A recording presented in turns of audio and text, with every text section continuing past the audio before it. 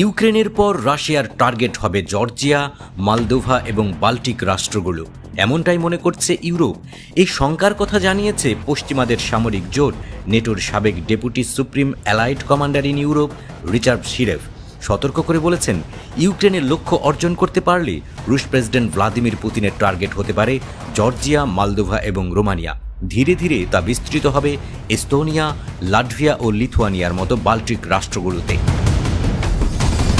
Richard শিরেভ বলেন, ইউক্রেনে রাশিয়ার জয় হলে ক্রেমলিন নতুন করে পুতুল সরকার বসিয়ে দেবে, যা ইউরোপের নিরাপত্তা পরিস্থিতি পুরোপুরি পাল্টে দিতে পারে। তিনি সতর্ক করেছেন, এই পরিস্থিতি রাশিয়া ও ইউরোপীয় দেশগুলোর মধ্যে সরাসরি সংঘাত সৃষ্টি করতে পারে, এমনকি যুক্তরাজ্যের মতো দেশও বাধ্য হতে পারে এই সংঘাতে জড়াতে। স্যার রিচার্ড মারিউপোল ও বুচায় রুশ বাহিনীর কৌশলের কথা উল্লেখ করেন। তিনি বলেন, রাশিয়ার হামলা মানেই শিশুদের জোরপূর্বক দেশান্তর, নারীদের ধর্ষণ এবং বেসামরিক নাগরিকদের গণহত্যা। প্রথমে আসবে ক্ষেপণাস্ত্র হামলা, তারপর শুরু হবে আরও ভয়াবহ ধ্বংসযজ্ঞ। পশ্চিমা বিশ্লেষকরা বলছেন, এই মন্তব্যের মধ্য দিয়ে রুশ বাহিনী ইউক্রেনে যুদ্ধাপরাধ করেছে এমন ইঙ্গিত করতে চাইছেন নেটোর এই সাবেক কর্মকর্তা। ইউক্রেনীয় শিশুদের জোরপূর্বক তুলে নিয়ে যাওয়া হয় রাশিয়ায়, যা থেকে তৈরি হয় জাতিগত নির্মূলের আশঙ্কা। অভিযোগ আছে যৌন সহিংসতারও। স্যার রিচার্ডের সতর্কবার্তা পশ্চিমা প্রতিরক্ষা বিশ্লেষকদের জন্য অন্যতম বড় উদ্বেগের বিষয় হয়ে উঠেছে।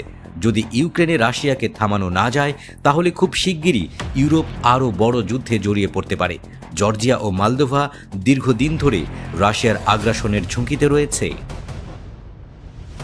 বাল্টিক রাষ্ট্রসমূহ এস্তোনিয়া, লাটভিয়া, লিথুয়ানিয়া বিশেষ ঝুঁকির মধ্যে রয়েছে, কারণ রাশিয়া ঐতিহাসিকভাবে এই দেশগুলোকে তার প্রভাব বলয়ের অংশ মনে করে এসেছে। নেটো তাদের সমস্ত সদস্য দেশের প্রতিরক্ষা নিশ্চিত করতে প্রতিশ্রুতিবদ্ধ। তাই যদি বাল্টিক দেশগুলোর উপর রাশিয়া হামলা চালায়, তাহলে নেটোর অনুচ্ছেদ 5 কার্যকর হতে পারে, যার ফলে নেটো ও রাশিয়ার মধ্যে পূর্ণাঙ্গ যুদ্ধ শুরু হতে পারে।